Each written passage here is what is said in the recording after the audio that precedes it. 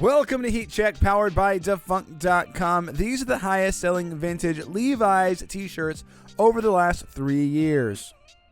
At number 10, we have this 1970s Levi's, the Horseman's Favorite Garment tee.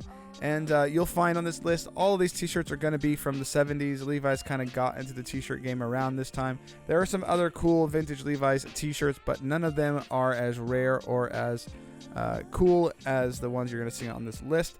Mostly because they didn't have a huge run of t-shirts here in the 70s. So these are not nearly as common as you will find Levi's t-shirts became in the 80s and 90s. Also, a lot of these are going to be like not 100% cotton. Most of them are going to be like a polycotton blend. They also have this like wider scooped neck and these elastic sleeves. But this one's pretty cool. It's not my favorite for sure, but definitely a rarer piece right here. You're going to see a lot of this sort of Western folk art looking designs on these t-shirts. But this one's pretty cool. This one sold for $650. Next up, we have the Levi's welterweight denim. This is a really cool t-shirt for sure. I think this one actually sold a little bit low in my opinion. Not a super crazy complex design, and not you don't necessarily see some of the more traditional Levi's branding here. But this one's a really cool t-shirt, hard to come by. Again, there's that ringer design you're going to see on a lot of these. This is definitely from the 70s. This one sold for $700. At number 8, we have what is probably a women's t-shirt, but it might be men's. It's kind of hard to tell. They did a lot of different things in the 70s. But we have this sort of cut-off sleeveless t-shirt. Probably one of the most expensive sleeveless t-shirts we've seen on this list ever, to be completely honest. But the Cowboys choice here, this one's pretty cool. I'm guessing this was designed for a woman. In fact, that might be a woman cowboy right there. I'm not really sure. But still cool t-shirt. Again, there's that ringer style. But this one got $750. At number 7, we have a Levi's Miners tee. You can see that this is a mining depiction of like the gold rush or something like that. Definitely reaching back into some of Levi's heritage designs. Obviously, Levi's was popularized in the West and quite a bit centered around mining. These Levi's did first produce miners' jeans, so this is a throwback to that heritage. The design, all similar here. Again, those little wider neck with the elastic sleeves.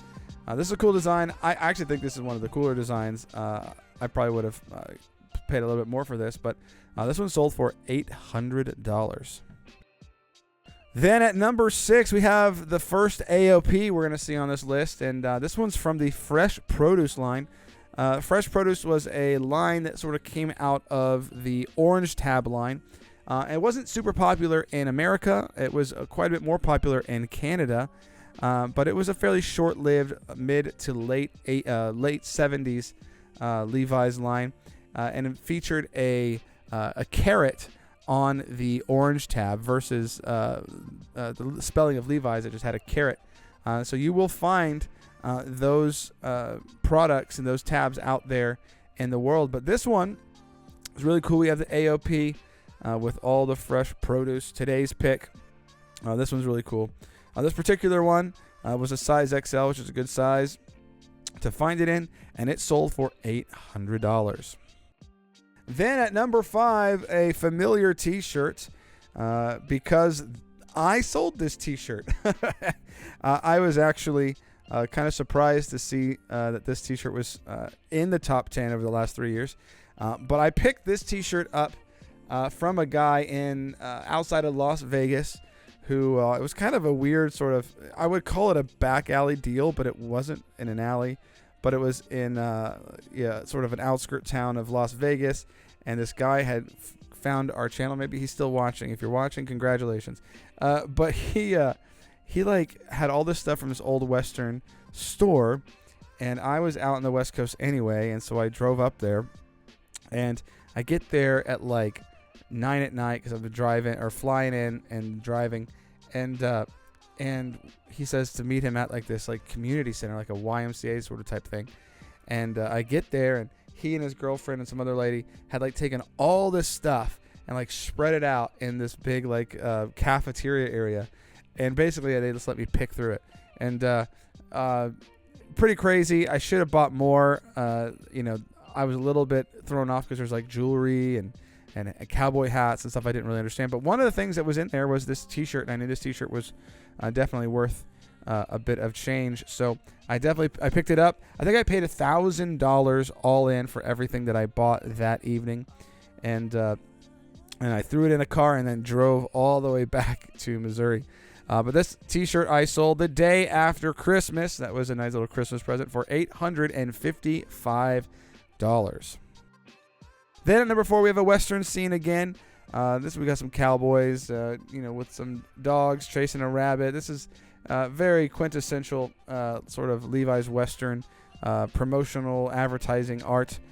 Really cool T-shirt here. It looks like it's in great condition. One of the probably from the earlier design is my guess, based on this particular usage of the tag. So super cool T-shirt. Definitely one of my favorite designs here. This one sold for $1,000. Then at number 3, we have another Fresh Produce T-shirt. It's a slightly different design than the previous one. I probably prefer this one over the last one. They say in the listing that it was Big E, but that's not quite accurate. I mean, it is Big E in some sense, but it's not from before they transitioned from the Big E period. But super cool AOP. AOPs are all over prints are popular, have been popular. I'm not sure they're as popular today as they were a few years ago, but still, this one is a rare one. To find it in such good condition is also pretty hard to do. So, no surprise someone paid $1,100 for this T-shirt. Then at number 2, we have probably the most popular and most well-known and most desirable of these this T-shirt series. There's another T-shirt that makes number 1, but I don't necessarily rope it in with this particular style, because this is very much a reflection of the time. Here we have a scene that appears that it's from Woodstock. I don't necessarily know that anyone's actually ever confirmed that it's from Woodstock, but it certainly looks like it's from Woodstock, and it would not be surprised that Levi's would produce something with that in mind. So the Levi's Woodstock T-shirts have definitely gone for the most, and have sold quite often. It's sort of in the Levi's T-shirt world, kind of the heart-shaped box T-shirt of the Levi's world. But this is the highest selling example of it. It was a size XL, and this one sold for $1,136. Then at number 1, we have this T-shirt, and this one's not as crazy as the other one, so he's kind of surprised to see it here. But if you kind of understand what this graphic is right here on the front, you kind of understand why. This is a design that was on banners that was in a lot of Levi's advertising in the 50s and the 60s. And this banner might have been at an authorized Levi's dealer. So it's got some heritage, and just in terms of the design, in terms of the connection to some of the older, more desirable pieces, or collector's pieces. So that makes some sense here. This one did, I believe, go at auction and had like 46 bids. I assume this was a size medium, so it wasn't even that crazy of a size.